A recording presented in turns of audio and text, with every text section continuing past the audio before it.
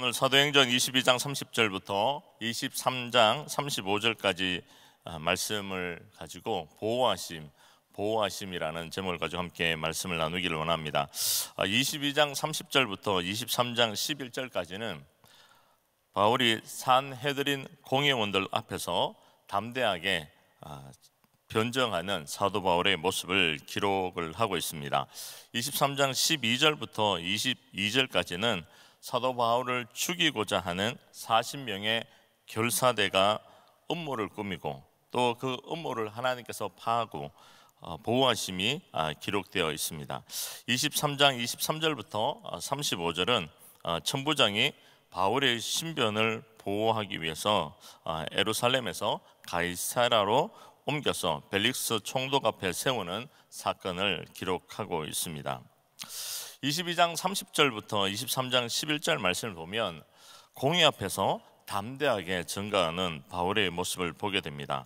22장 30절 말씀을 보면 이튿날 천부장이 무슨 일로 유대인들이 그를 송사하는지 실상을 알고자 하여 그 결박을 풀고 명하여 제사장들과 온 공회를 모으고 바울을 데리고 내려가서 저희 앞에 세우니라.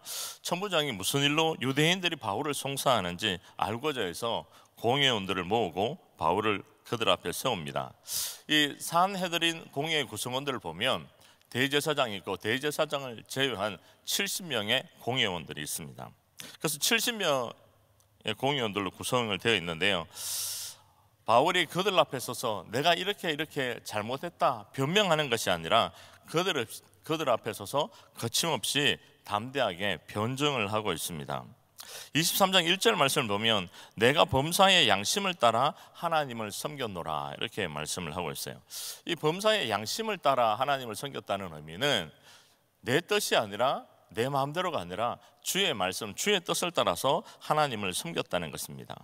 그래서 2절 말씀을 보면 대제사장 아나니아가 이 바울이 선포하는 이것이 마음에 들지 않았어요. 그래서 그 입을 치라고 얘기합니다. 그 얘기를 들은 사도 바울이 3절 말씀에 바울이 가로되 회칠한다며 하나님이 너를 치시리로다 라고 말씀하고 있습니다. 이 회칠한 담 어디서 익숙하지 않습니까? 마태복음 23장 말씀을 보면 바리새인과 서기관, 외식하고 위선하는 그들을 향해서 주님이 마태복음 23장 27절에 회칠한 무덤이라고 이렇게 표현했는데요, 여기서 이렇게 회칠한 담이 서로 연결고리가 있습니다. 그래서 이 회칠한 담이라는 것은 벽을 이렇게 두고 그 벽을 이렇게 칠하는데 겉만 아름답게 보이려고 칠하는 거예요. 근데 속은 비어져 있는 겁니다. 그런 이가 바로 대제사장 당신이다 이렇게 표현을 한 거예요. 그러니까 이 곁에 섰던 사람들도 소요가 일어나고 굉장히 이 상황이 안 좋아졌죠. 그런데 그러한 상황 가운데서 바울이 23장 6절 말씀을 보면 바울이 그 한 부분은 사두개인이요 한 부분은 바리새인인 줄 알고 공회에서 외쳐가로되 여러분 형제들아 나는 바리새인이요 또 바리새인의 아들이라. 우리 노란색 부분을 같이 한번 읽어볼까요? 시작. 죽은 자의 소망 곧 부활을 인하여 내가 신문을 받노라. 내가 신문 받는 이유가 내가 잘못했어가 아니라 부활을 인해서 예수 그리스도의 부활을 증거하고 복음을 전하면서 이런 해를 입고 있다고 얘기를 하고 있습니다. 사실은 이 고백을 하기가 쉽지 않은 상황입니다. 산헤드린 공회 앞에 서서 그 재판을 받고 이 소송에 걸려서 이런 지금 자신을 변호해야 되는 이런 상황인데 그 상황에서 예수 그리스도의 부활을 전하는 게 쉬운 일이 아닙니다. 예를 들면 이런 거죠. 여기 앉아 계시는 분이 70명이 다 이렇게 저를 이렇게 잡아먹을 듯이 어떻게 설교하나 한번 보자 이렇게 팔짱 끼고 이렇게 서 계시면 제가 설교하기 얼마나 힘들겠습니까? 그런데 이런 상황보다 더한 상황이죠. 어떻게 해서든지 꼬투리를 잡아서 이 바울을 책잡고 해하려고 하는 그들의 무리가 가득 차 있는 상황에서 거기서 부활을 얘기하는 게 쉽지 않습니다. 왜냐하면 사두개인들은 부활을 믿지 않거든요. 천사도 믿지 않고 영도 믿지 않습니다. 그런 이들이라는 걸 알고 있었던 거예요. 알고 있는 그들에게 그것을 전하기가 쉽지 않습니다. 근데 디모데 후서 4장 2절 말씀 보면 너는 말씀을 전하는데 때를 어떤지 못하든지 말씀을 전파하라는 말씀이 있습니다. 우리가 때가 되면 뭔가 환경과 상황이 만들어지면 내가 복음을 전해야 되겠다, 주의 말씀을 전해야 되겠다가 아니라 때를 어떤지 못 어떤지 간에 말씀을 전하라는 말씀을 하고 있는 것입니다. 바울은 복음을 전하기가 굉장히 어려운, 부활을 얘기하기가 굉장히 두려운 그런 여러 가지 상황 속에서도 담대하게 주의 복음을 전했던 것을 봅니다. 이 말씀을 전하면서 작년에 제가 인도 선교를 갔다가 한국에 들러서 같이 갔던 우리 팀 멤버 가운데 한 분의 가정에 가서 그 어머니에게 복음을 전하는 그러한 계획을 세웠습니다. 우리 한 집사님이 실명을 거론해도 괜찮겠죠? 네, 우리 이 그룹 우리 미첼 집사님이 여기 앞에 계시는데 우리 집사님하고 같이 이렇게 갔는데 어머니에게 꼭 복음을 전해야 된다는 거예요. 그래서 이제 저희가 비행기에서 내리자마자 바로 급하게 씻고 바로 이렇게 어머니 댁으로 갔는데, 어머니 댁에 가기 전에 인도에서 이제 그렇게 어머니에게 복음을 전하자고 다 이렇게 얘기하고 난 뒤에, 그렇게 계획을 세우고 난 뒤에 우리 집사님이 저한테 오셔서 이렇게 얘기하시는 거예요. 근데 목사님, 저희 어머니가 보통 분이 아닙니다. 어떡하죠? 이렇게 그때 얘기하는 거예요. 그때. 그러면서 자기가 1년 전에 복음을 전했는데 어머니한테 쓸데없는 얘기 하지 말고 등짝을 세게 한 대 맞았다는 거예요. 그 얘기를 왜 그때 하냐고. 그 전에 이렇게 등짝 맞아서 이런 상황인데 어머니 쉽지 않을 거라고 그때 얘기하셔야지. 다 이렇게 얘기해놓고 어떻게 이제 그때 얘기하시냐고. 근데 그렇게 내려서 이제 복음을 전하러 갔는데, 그 전에 인도에서 이제 비행기를 타고 오는데 느닷없이 제가 핸드폰을 늘 가지고 다니다가 핸드폰을 어디 놓고 비행기 타기 한 5분 남았는데 10분 남았나요? 10분 남았는데 핸드폰이 없는 거예요. 이런 일이 있나? 그래가지고 막 당황하고 이러고 있는데, 어쨌든 이렇게 다 이렇게 끊고 비행기를 타기 한 3분 전에 핸드폰을 찾아서 비행기를 탔어요. 탔는데 타고 이제 앉자마자 하나님, 왜 이런 상황이 생겼습니까요? 그렇게 하나님의 질문을 던지는데 느닷없이 누가복음 15장 말씀이 마음에 확 다가온 거예요. 누가복음 15장 말씀에 어떤 말씀이 있습니까? 이런 양 비유가 있고 이런 동전의 비유가 있어요.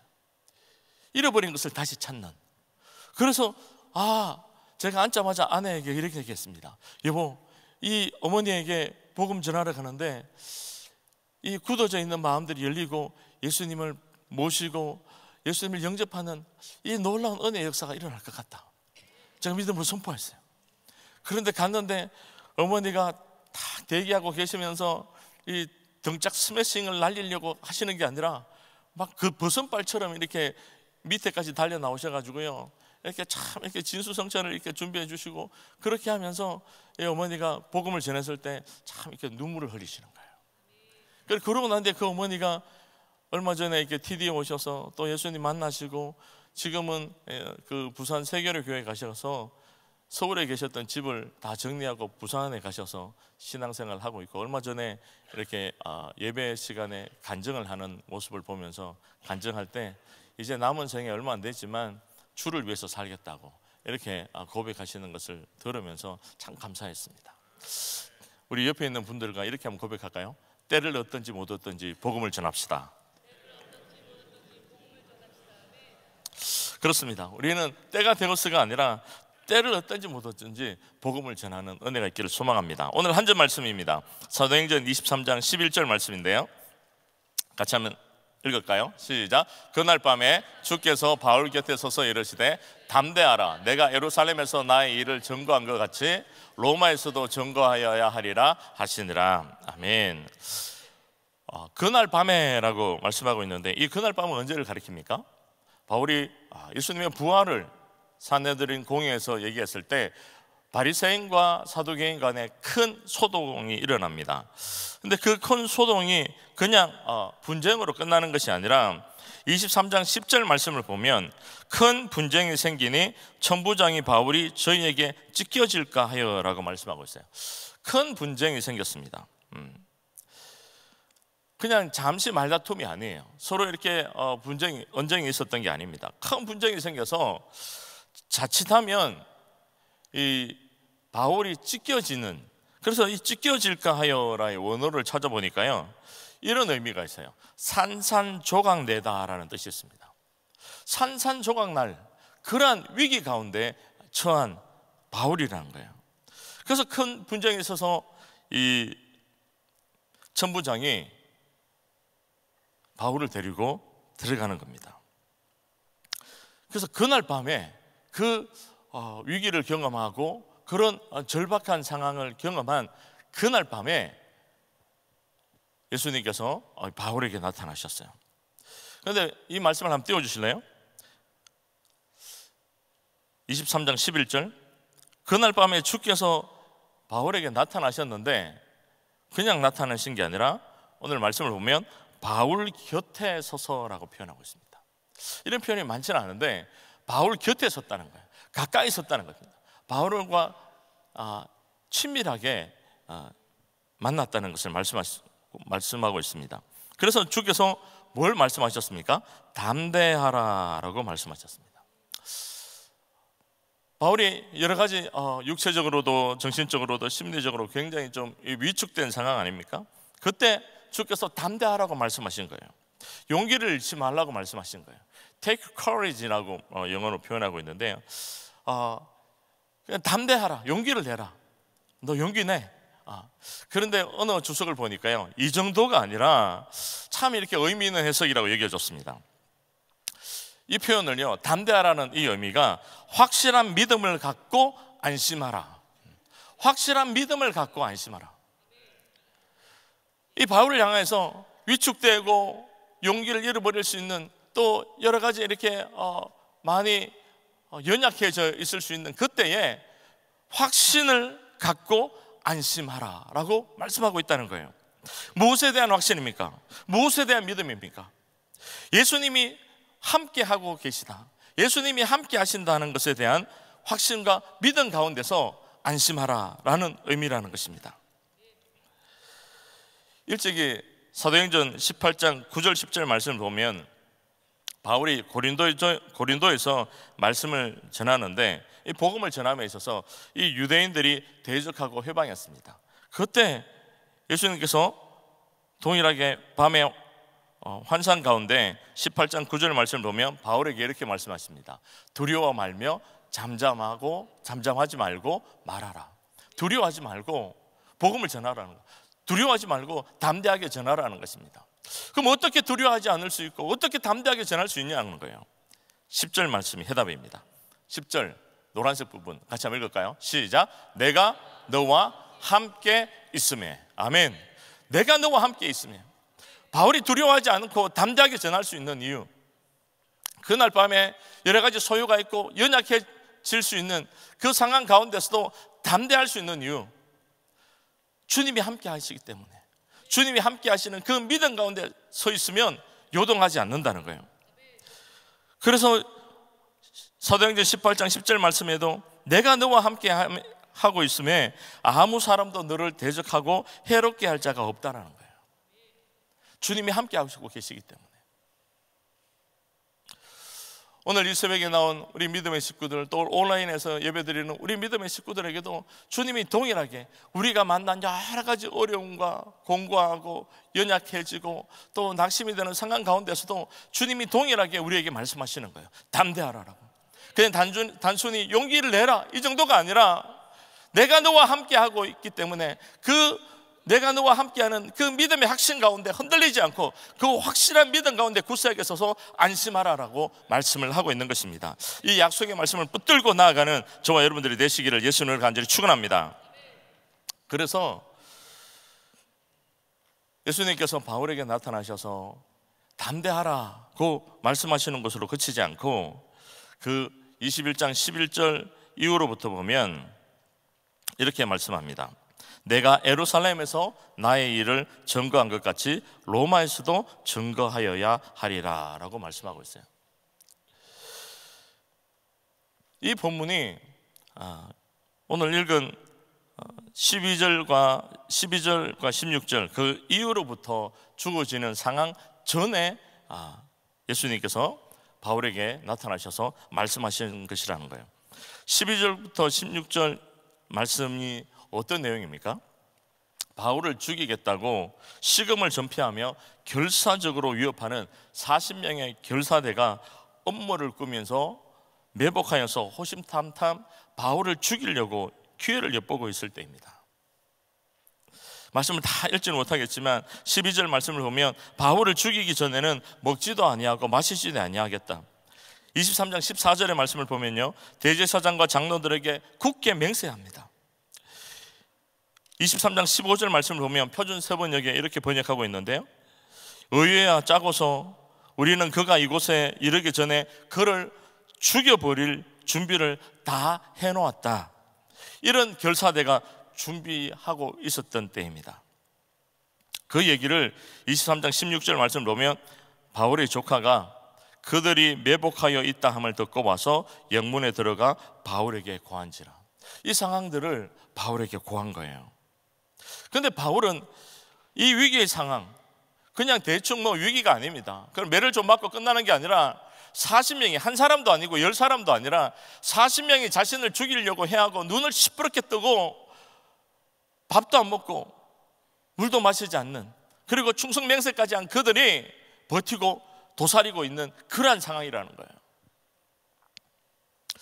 저와 여러분들에게 그런 상황이 닥쳤다면 어떤 반응을 보이셨겠습니까? 그런데 오늘 바울은 도망가지 않습니다. 그 상황에 함몰되고 매이지 않습니다. 두려워 떨며 공포에 사로잡히지도 않습니다. 이렇게 반응할 수 있었던 이유가 뭘까? 밤에 예수님께서 바울에게 나타나셔서 담대하라, 내가 너와 함께 한다고 말씀하시는 말씀 이후에 주신 그 비전에 사도 바울이 붙들렸기 때문인 것을 보게 됩니다. 예수님 뭐라고 말씀하셨습니까? 예루살렘에서 정인이 된 것처럼 로마에서도 내가 정인된 삶을 살아갈 것이다. 살아갈 수도 있고 안 갈 수도 있다. 둘 중에 뭐죠? 살아갈 수도 있고 안 갈 수도 있습니까? 아니면 로마에서 반드시 복음을 전합니까? 반드시입니다. 영어 성경을 보면 must라고 표현되어 있어요. 반드시, 이거는 되고 안 되고가 아니라 반드시 이루어질 일이라는 거예요. 로마에서도 내가 증거해야 되나, 정인된 삶을 살아가야 될 것을 말씀하셨습니다. 약속하여 주셨어요. 바울은 뭘 붙들었습니까? 이런 위기 가운데서, 고난 가운데서 자기가 죽을 수도 있는 그런 상황 가운데서도 사람 붙들지 않았어요. 환경 붙들지 않았습니다. 누굴 붙들었습니까? 주의 말씀을 붙들었어요. 주의 말씀을 붙드니까 이 위기 가운데서도 담대하게 설 수 있는 거예요. 그래서 한옥 목사님이 쓴 폭풍 속의 은혜라는 책을 보면서 참 이 문구가 오늘 이 말씀을 전하는데 크게 다가왔어요. 우리는 상황에 휩쓸려 가지만 하나님은 상황을 주관하신다. 참 의미 있게 다가오지 않습니까? 우리는 상황에 요동하고 흔들리지만, 휩쓸리지만 주님은 상황을 어떻게 하신다는 거예요? 주관하신다는 거예요. 주님은 그 상황을 움직이신다는 거예요. 다스리신다는 거예요. 통치하신다는 거예요. 상황을 반전시키고 역전시키고 붙드시고 도우시는 분은 누구라는 거예요? 주님이시라는 거예요. 주님이시라는 거예요. 그래서 영화를 보려면 불을 꺼야 되잖아요.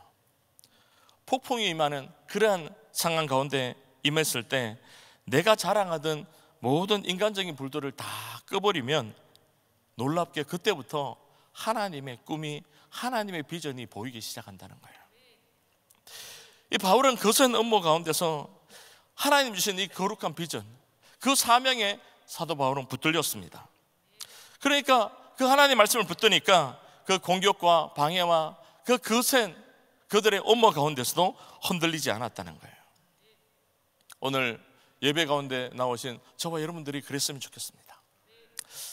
우리도 삶을 살아가면서 여러 가지 고난을 많이 만나잖아요.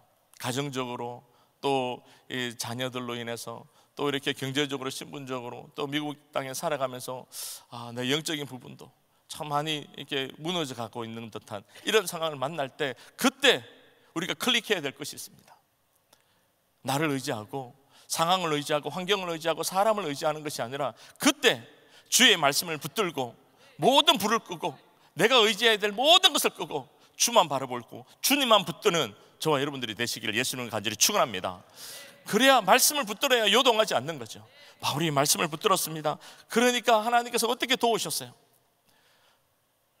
바울의 조카를 사용하셔서 이 업무도를 바울에게 알리도록 했습니다. 여러분, 근데 한번 생각해 보십시오. 이 업무가 드러내놓고 공개적으로 모든 사람들이 다 알도록 한 겁니까? 아닙니다. 은밀하게 한 거예요. 그런데 그 은밀하게 한 그 모든 업무를 어떻게 해요?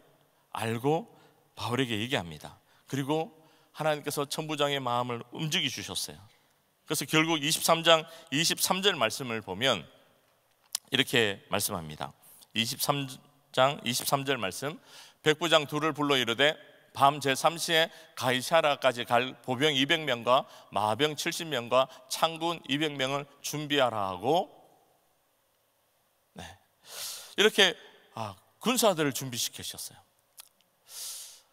하나님의 방법은 자유케 해서 바울을 노임받게 하는 것이 아니라 제수로 군사들, 로마 군인들의 500명에 가까운 군사들의 호의를 받으면서 로마까지 이르도록 이동하도록 가이사라까지 이르고, 또 그 이후에 호송되는 모든 상황 가운데서도 하나님께서 이 군인들의 보호를 받도록 하나님께서 한 것을 보게 됩니다.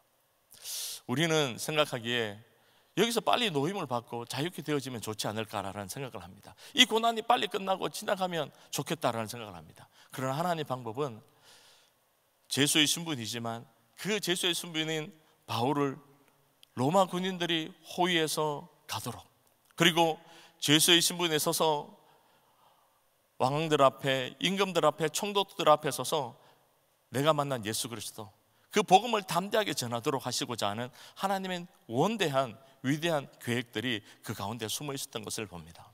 여러분, 한번 생각해 보십시오.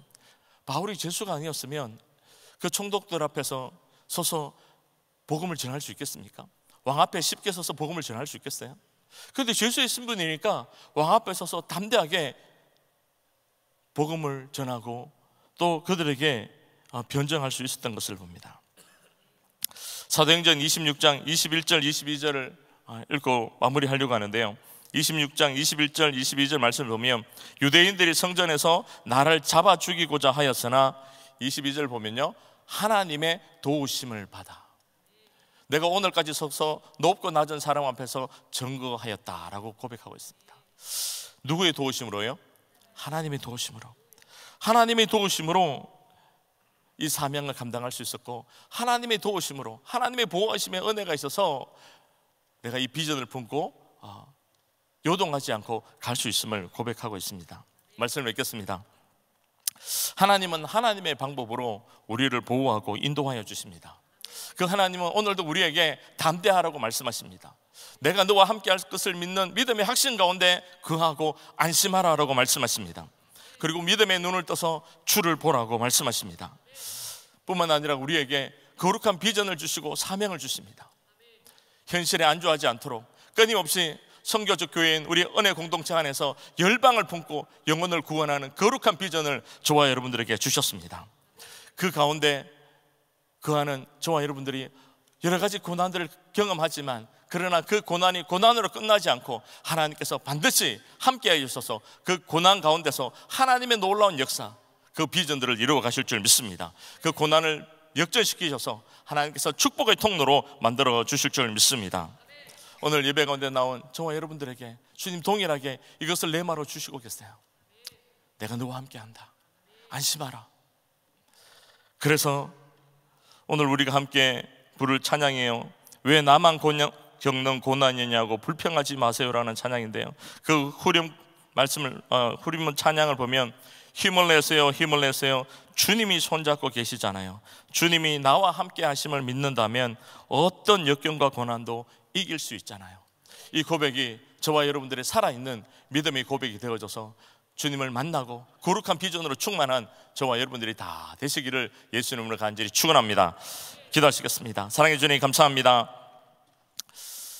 이 땅을 살아가면서 우리도 여러 가지 상황을 만났지만 그 상황 가운데서 주님이 멀리 계시는 것이 아니라 내가 너와 함께한다, 담대하라, 이 음성을 듣고 주님의 위로하심을 경험할 뿐만 아니라 다시금 주님과 관계가 멀어져 있다면 다시금 주님 앞에 더 가까이 나오는 은혜의 역사가 일어나게 인도하여 주시옵소서. 뿐만 아니라 우리의 심령 가운데 거룩한 비전으로, 거룩한 사명으로 충만한 이들이 되게 인도하여 주시옵소서. 사명자는 망하지 않고 사명자는 죽지 않음을 기억하고 주님이 우리에게 부르신 그 부르심의 사명 끝까지 충성되게 잘 감당하는 우리 모든 믿음의 식구들 되게 은혜 위에 은혜를 베풀어 주시옵소서. 예수님의 이름으로 기도드렸습니다.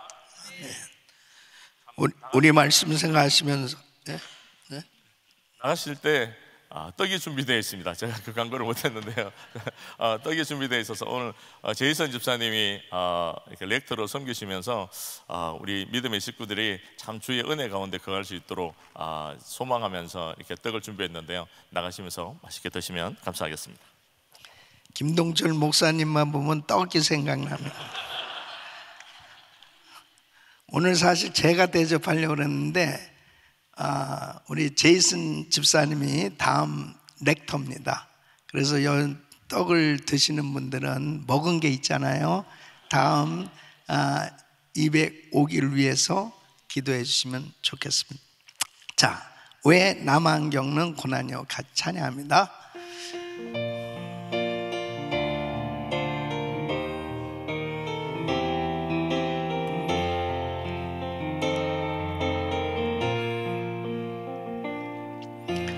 왜 나만 겪는 고난이냐고 불평하지 마세요. 고난의 뒤편에 있는 주님이 주실 축복 미리 보면서 감사하세요. 너무 견디기 힘든 지금 이 순간에도 주님이 일하고 계시잖아요.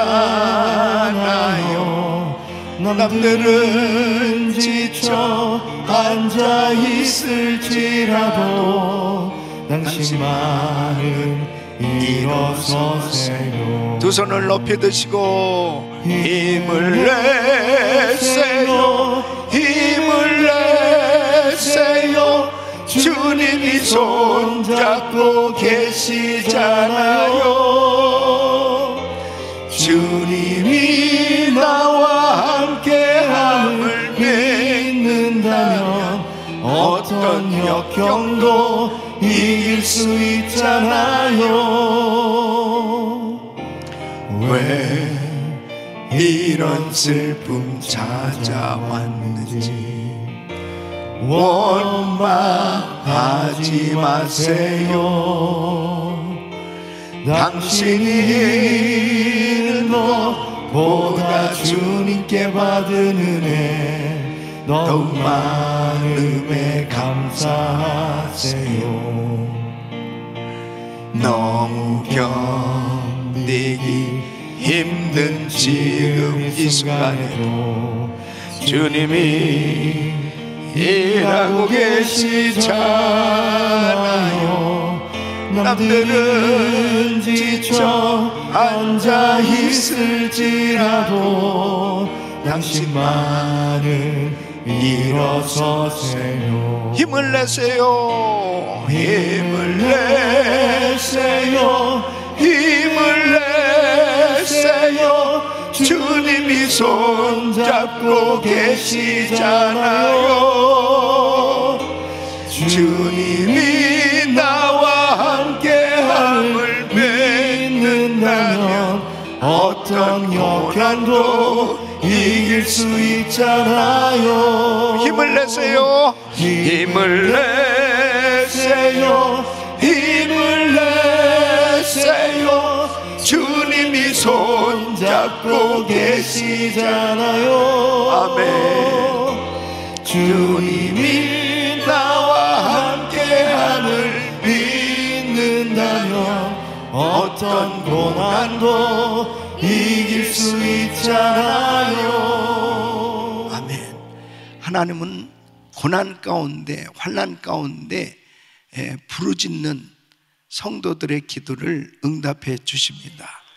그 응답해 주시는 방법이, 우리는 고난을 없애 주시길 원하고 환난을 없애 주시기를 원하지만은, 이 고난과 환난을 없애 주시는 것이 아니고 고난과 환난을 이길 수 있는 능력을 주시는 것입니다. 그러니까 바울이 이렇게 사역을 하면서 고난과 환난을 당하는 거 우리 주님이 다 아시잖아요. 그러니까 밤중에 주님이 나타나셔서 담대하라, 내가 로마도 보하여야 하리라. 결국은 복음 전하는 것이 목적이에요. 그 환난과 시험을 당하고 있지만 그 환난을 주는 사람들을 없애버리는 것이 아니고 이길 수 있도록 하나님께서 능력을 주시는 것입니다. 그래서 오늘도 기도할 때, 하나님, 이 환난을 극복할 수 있도록 지혜와 능력을 주시옵소서. 성령 충만을 주시옵소서. 환난과 시험을 당할 때 믿음이 없으면 넘어져 버리는 거예요. 하나님께서 부어주시는 은혜는 믿음을 주셔서 그 환난을 넘어서도록, 극복하도록, 그래서 하나님께 영광을 돌리는 것입니다. 환난과 시험 가운데 믿음이 드러나는 거예요. 내가 그동안에 신앙생활했던 그 내 신앙이, 내 믿음이 어디에 있는가, 환난을 당할 때 드러나는 거예요. 가장 힘들고 어려울 때 믿음으로 승리하시기를 축원합니다. 두 손을 가슴에 모으시고 몸이 아픔들 아픈 곳에 손을 얹으세요. 하나님은 살아 계십니다. 너희가 세상에서 환난을 당하나 담대하라, 내가 세상을 이겼노라.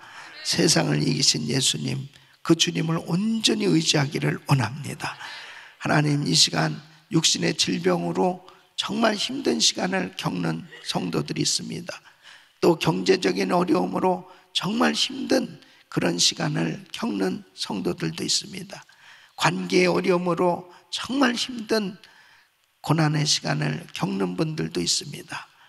그러나 주님께서 너희가 세상에서 환난을 당하나 담대하라, 세상을 이기신 그 주님을 온전히 의지할 때 주품에 안겨서 풍랑이 지나가고 결국은 밝은 해가 떠오르는 그 빛으로 비춰주시는 은혜의 시간이 우리에게 다가오는 줄 믿습니다.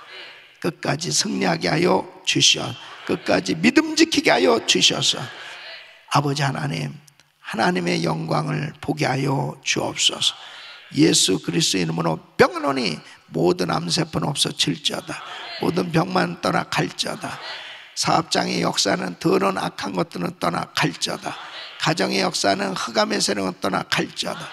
떠나 갈지어다. 주여 심령을 붙들어 주시옵시고 담대하게 일어나게 하여 주셔서 주님이 붙들어 주시는 은혜로 모든 어려움을 극복하고 위대한 간증이 있게 하여 주시옵소서. 이제는 우리 주 예수 그리스도의 이름과 우리 하나님 아버지의 그 무한하신 사랑과 성령님의 감동 감화교통 충만하신 은총이 담대하라, 예루살렘에서 나의 일을 증거한 것 같이 로마에서도 증거하여라. 주님이 비전 주시고 모든 일을 이룰 수 있도록 모든 환경을 다 동원해서 하나님의 종을 보호하시고 그 비전을 이루게 하시는 하나님의 역사가 우리의 삶 가운데도 이루어질 것을 믿는 모든 성도들 머리 위에 이제부터 영원토록 함께 있을지어다. 아멘. 주여 감사합니다. 아멘. 이제 기도하실 자리 잡으시고 기도 제목들 담임 목사님 가정과 사역을 위해서 기도해 주신데, 오늘 저녁에 교역자 그룹장 모임이 있습니다. 또 강의를 위해서 기도해 주시고, 또 KWMC 선교대회를 위해서 기도해 주시고, 또 사역을 위해서 기도해 주시길 바랍니다. 그룹 15 담당 설성훈 목사님과 그룹장 박준수 집사님, 박성근 집사님 가정을 위해서, 또 목자들 가정을 위해서, 그룹 15을 위해서 기도해 주시길 바랍니다. 한 분의 선교사님 가정은 김영진 사모님, 김영진 선교사님이십니다. 건강과 사역을 위해서 기도해 주시길 바랍니다. 지금 단기 선교팀들이 많이 나가서 사역을 하고 있는데, 우리 단기 선교팀들 건강하게 모든 사역들 잘하고 올 수 있도록 기도해 주시기를 바랍니다. 전쟁 가운데 있는 나라들 하루속히 전쟁 종식될 수 있도록, 또 이 미국을 위해서도 기도해 주십시오. 주여 부르짖고 기도합니다. 주여, 주여, 주여 걸어가시고 존귀하시고